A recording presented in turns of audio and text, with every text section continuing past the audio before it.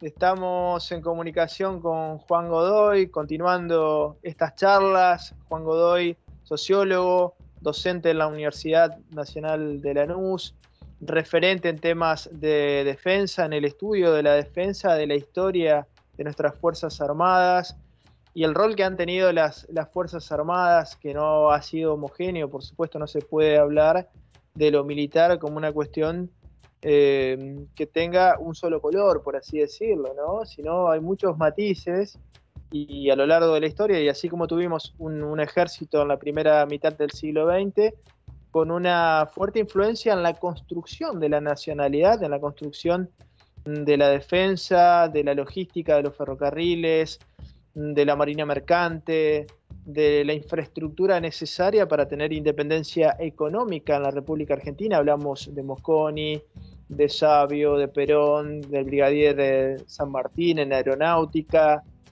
y de tantos otros hombres influidos por el pensamiento que primaba en ese entonces, de la nación en armas, como nos ha contado siempre Juan Godoy, y también, por supuesto, la influencia de nuestros antepasados, de José de San Martín, como gran estandarte de la nacionalidad en el siglo XIX.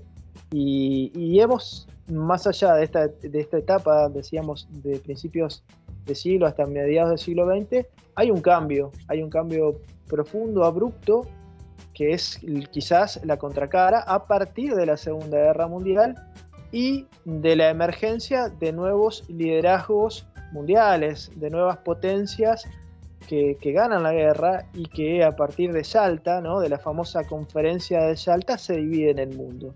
No es el rol que quiere, digamos, esta primera generación de militares argentinos el que nos asigna Yalta, Juan, ¿no? Hablar de geopolítica en estos temas también es importante. No se puede entender la política interna sin entender el marco internacional.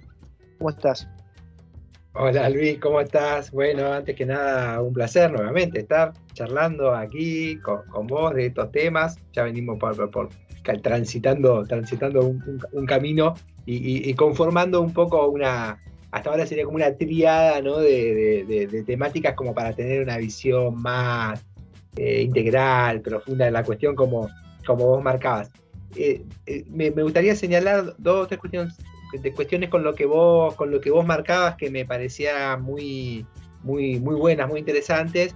Primero, esto que vos decías, claro, también hay una tradición que toma esa generación militar con la que nosotros veníamos trabajando, y hoy vamos a avanzar un poco más hacia su contracara, podríamos decir, ¿no? Es esto de que aparece la figura de San Martín, de otros también, pero sobre todo la figura de San Martín, como una figura arquetípica, ¿no? Digamos, y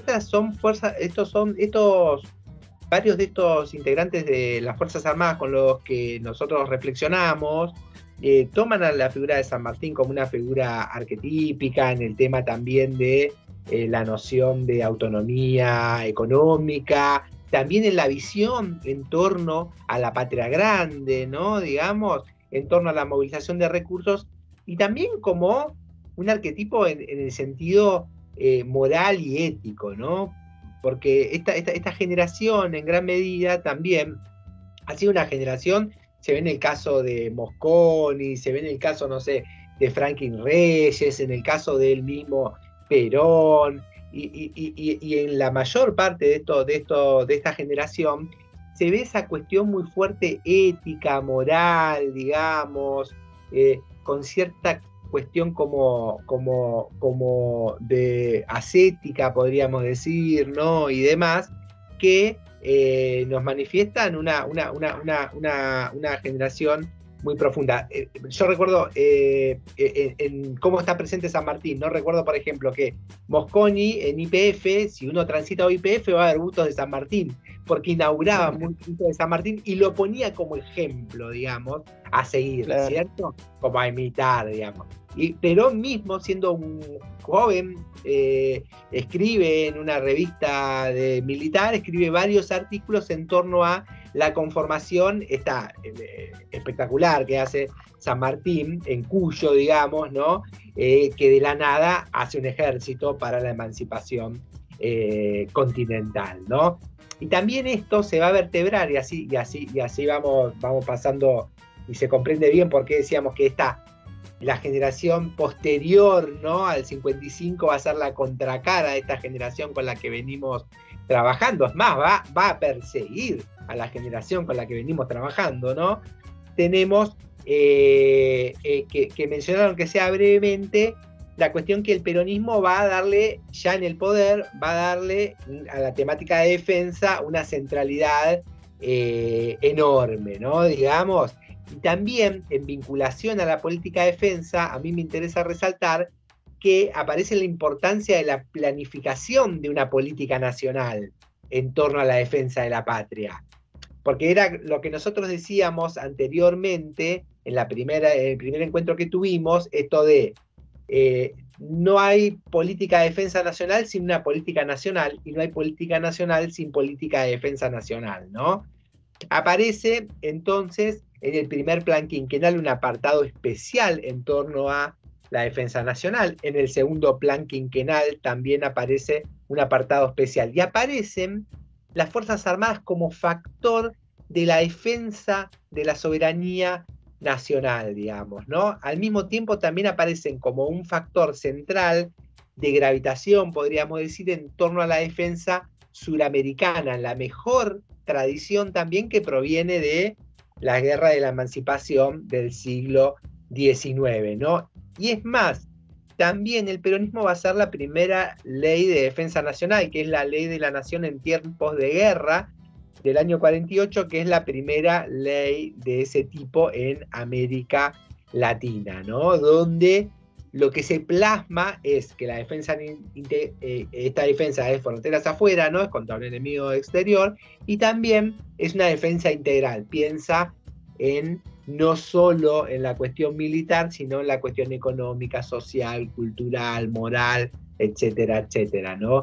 La noción de tener un pueblo formado, un pueblo, si se quiere, en las mejores condiciones posibles en esta hipótesis de conflicto. Situación entonces que se va a transformar, que va a tener el epicentro, digamos, con el golpe del 55, y ahí comienza una transformación enorme en nuestras Fuerzas Armadas, que van a culminar con el terrorismo de Estado, ¿no?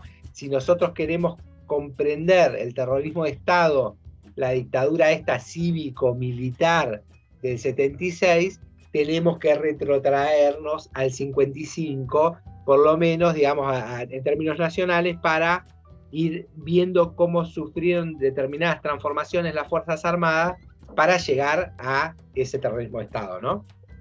Claro, claro, cuando vos mencionás el 55 hay que hacer referencia a Yalta, lo decíamos al principio, a la conferencia de Yalta, donde los líderes de Estados Unidos, la Unión Soviética entonces y Churchill de Inglaterra se dividen el mundo literalmente, ¿no? Y en esto, digamos, se lo dividen con un sentido colonialista. Somos los que ganamos la guerra y no vamos a dejar que cada país tenga su propio destino, sino el destino que queremos nosotros. Entonces, en esa lógica, tenemos que comprender el ingreso a través de la dictadura de Aramburu y Rojas del 55, el ingreso a Argentina de los militares colonialistas franceses de la OAS que habían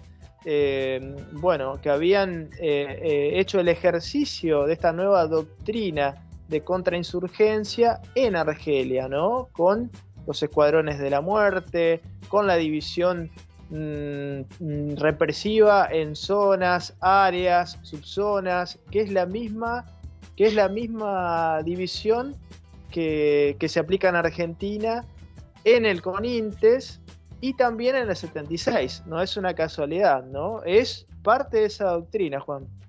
Sí, exactamente, Luis, creo que vos marcás ahí como el punto de continuidad que yo considero exacto también, que es el 55, CONINTES, 76, digamos, ¿no? En gran medida como que tenemos como una línea de continuidad que, como vos bien decís, viene de la adopción de otra doctrina de defensa nacional que, si bien como en determinados sectores va a seguir en la memoria en la doctrina de defensa del peronismo, en determinados mandos militares, que van a ser los que van a empezar a ocupar todo el espacio, ¿no? Al interior de las Fuerzas Armadas, va tomando mucho corpus, va tomando mucho cuerpo, digamos, la doctrina de seguridad nacional, que como vos bien mencionaba, digamos, Luis, va a transformar la noción de defensa nacional, porque claro, ya el enemigo no aparece como un enemigo externo, esa hipótesis de guerra, sino aparece algo que nos va a explicar lo que va a suceder en el 76 también, que es el enemigo interno, ¿no? Este enemigo es un enemigo interno y no es otro país, otro ejército, sino ese enemigo interno, dice, puede adquirir los rostros más disímiles, ¿no?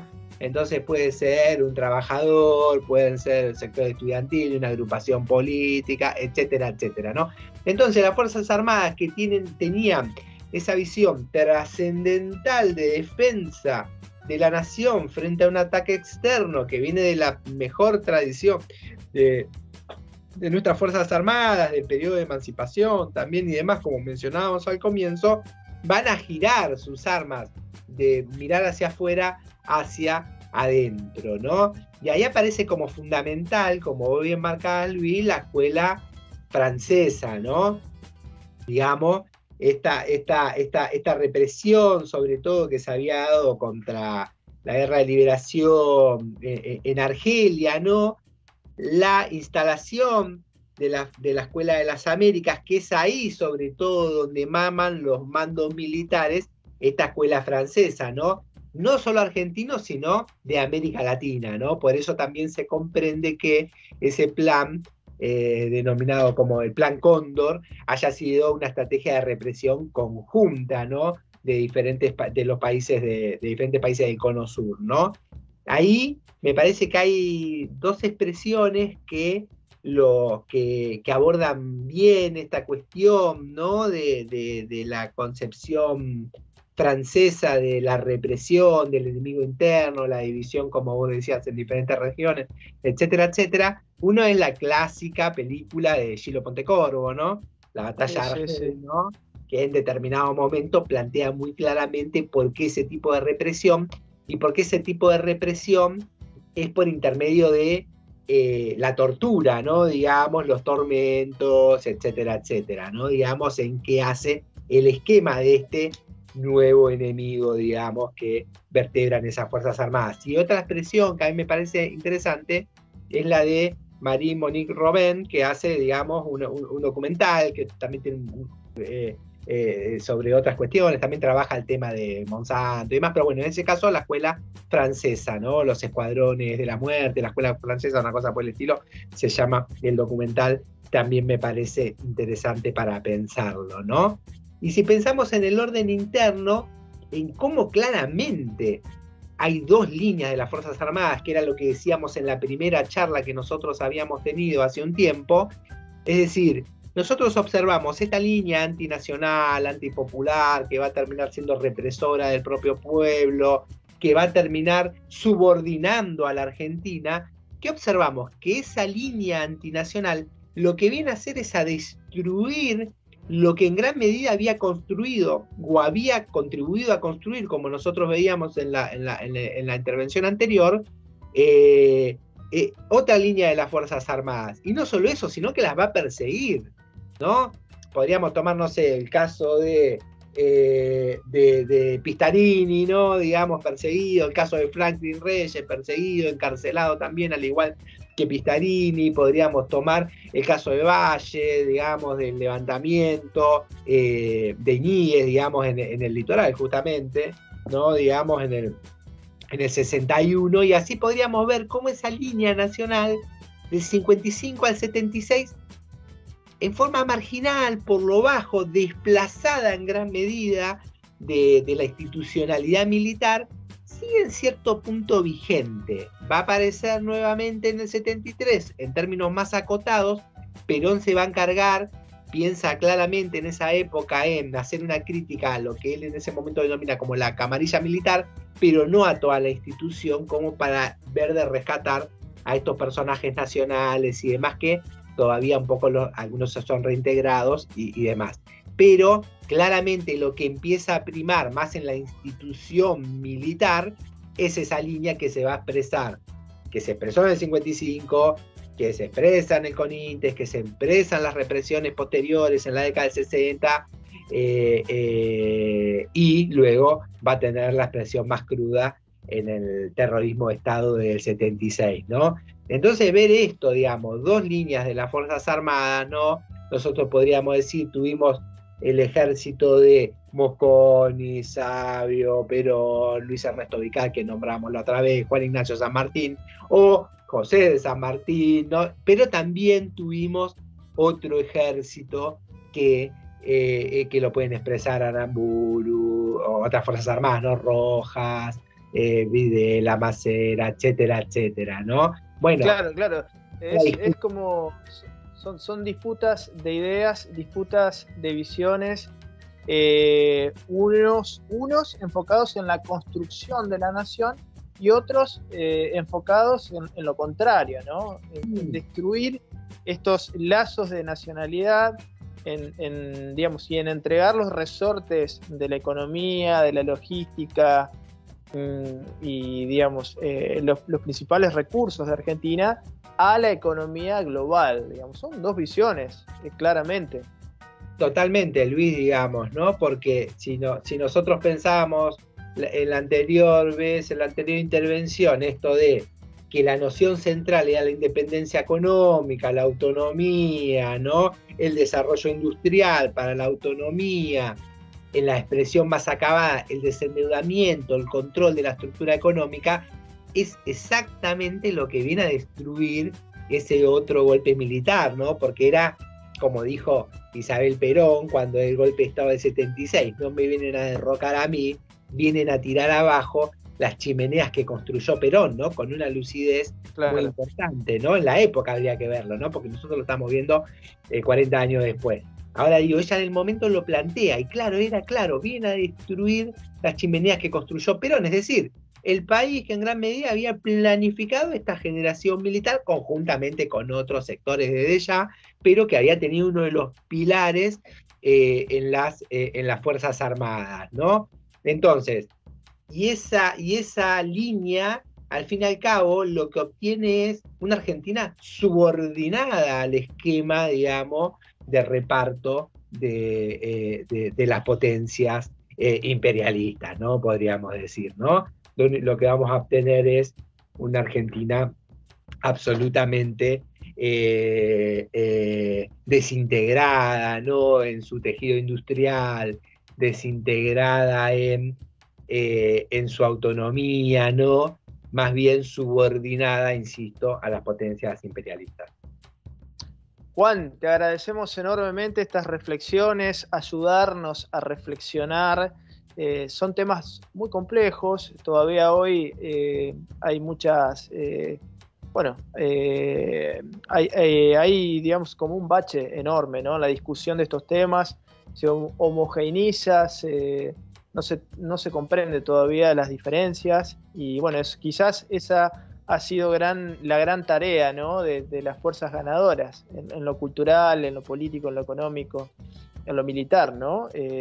Tratar de confundir, tratar de evitar estos debates, estas discusiones, que se ponga blanco sobre negro sobre la historia de nuestro país. Así que te agradecemos enormemente, y por supuesto vamos a seguir más adelante charlando, sí, sobre los desafíos del presente y del futuro en materia de defensa. Dale, Luis, dale. Muchas gracias, te agradezco mucho la comunicación. Un saludo para vos y para todos también por ahí.